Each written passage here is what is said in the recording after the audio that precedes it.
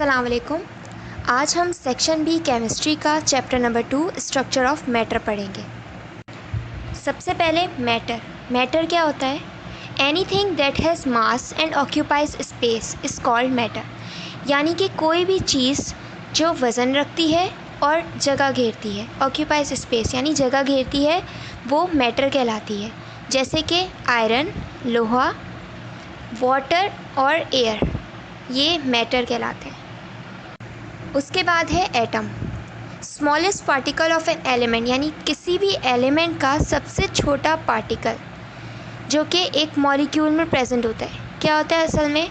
Molecule होता है जिसके छोटे छोटे पार्ट्स होते हैं, पार्टिकल होते हैं जो एटम कहलाते हैं, और बहुत सारे मॉलिक्यूल्स मिलकर एलिमेंट बनाते हैं। अच्छा, एटम जो है वो खुद भी 3 हिस्सों पर कंसिस्ट करता है, यानी 3 हिस्सों से मिलकर बनता है। कौन कौन से? इलेक्ट्रॉन, प्रोटॉन और न्यूट्रॉन। यानी एटम के 3 हिस्से होते हैं, इलेक्ट्रॉन, प्रोटॉन और न्यूट्रॉन, और बहुत सारे एटम्स मिलकर एक मॉलिक्यूल बनाते हैं और मॉलिक्यूल मिलकर एलिमेंट बनाता है। उसके बाद है मॉलिक्यूल। मॉलिक्यूल क्या होता है? Smallest particle of substance that exist independently. कोई भी उसमें सब्सटेंस का स्मॉलेस्ट पार्टिकल, सबसे छोटा पार्टिकल जो कि अलहदा तौर पे इंडिपेंडेंटली रहता है, एग्जिस्ट करता है, वो मॉलिक्यूल कहलाता है। उसके बाद compound, pure substance form by the combination of elements in fixed proportion.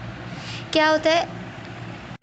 Compound वो होता है जो कॉम्बिनेशन ऑफ एलिमेंट्स यानी मुख्तलिफ एलिमेंट्स फिक्स्ड प्रोपोर्शन में मिले हुए होते हैं और उससे मिलकर कंपाउंड बनता है, प्योर सब्सटेंस बनता है, एक सब्सटेंस बनता है। जैसे कि एग्जांपल में आपको दिख रहा है NaCl यानी नमक।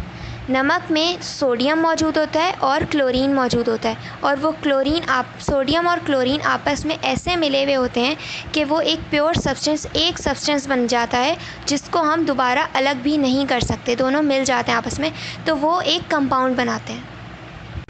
उसके बाद है फ्रीजिंग पॉइंट। फ्रीजिंग पॉइंट क्या होता है? वो टेम्परेचर जिसमें लिक्विड सॉलिड में कन्वर्ट हो जाता है, वो फ्रीजिंग पॉइंट कहलाता है। यानी कि जैसे पानी बर्फ़ में कन्वर्ट हो जाता है, वो जिस टेम्परेचर पर होता है वो उसका फ्रीजिंग पॉइंट कहलाता है। उसके बाद है प्रॉपर्टीज़ ऑफ मैटर, यानी मैटर की क्या प्रॉपर्टीज़ होती हैं, क्या उसकी खुसूसियात होती हैं। सबसे पहली है it consist of molecule which are in continuous motion. यानी मैटर के अंदर मॉलिक्यूल्स मौजूद होते हैं जो कि मुसलसल मूवमेंट कर रहे होते हैं, यानी मुसलसल हिलजुल कर रहे होते हैं, मोशन में रहते हैं, मूवमेंट में रहते हैं। ठीक है। उसके बाद सेकंड प्रॉपर्टी है इट हैज़ मास, यानी मैटर वो होता है जिसके अंदर वज़न होता है, जो वज़न होता है, जिसका वज़न होता है। और सब थर्ड प्रॉपर्टी क्या है? इट ऑक्यूपाइज स्पेस, और मैटर जगह घेरता है। यानी 3 खुसूसियात हैं। एक ये कि मैटर के अंदर मॉलिक्यूल्स होते हैं जो कि कंटिन्यूस मोशन में होते हैं, यानी मुसलसल मूवमेंट कर रहे होते हैं।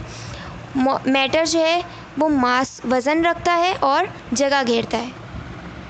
अच्छा, उसके बाद है factors which decides the state of matter. यानी कि फैक्टर्स वो कौन सी वजूहात हैं जिनकी बिना पर हम डिसाइड करेंगे कि स्टेट क्या है मैटर की। स्टेट यानी उसकी हालत, यानी आपको जैसे पता है मैटर 3 तरह के होते हैं, सॉलिड, लिक्विड और गैस की फॉर्म में, वो उसकी स्टेट कहलाती है। तो कौन से फैक्टर्स हैं जिनकी बुनियाद पर हम डिसाइड करेंगे कि कौन सी स्टेट पर है मैटर? तो 2 फैक्टर्स हैं, वो कौन से हैं? इंटरमॉलिक्यूलर स्पेसेस और इंटरमॉलिक्यूलर फोर्सेस।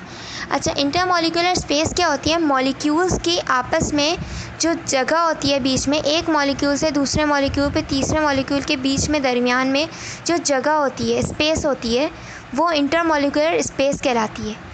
अच्छा, इसकी बुनियाद पर भी हम क्या करते हैं? डिफ्रेंशिएट करते हैं मैटर की स्टेट्स को। यानी कि जो सॉलिड होता है उसकी इंटरमॉलिक्यूलर स्पेसेस बहुत कम होती हैं, यानी उसके मॉलिक्यूल्स आपस में बहुत जुड़े हुए होते हैं।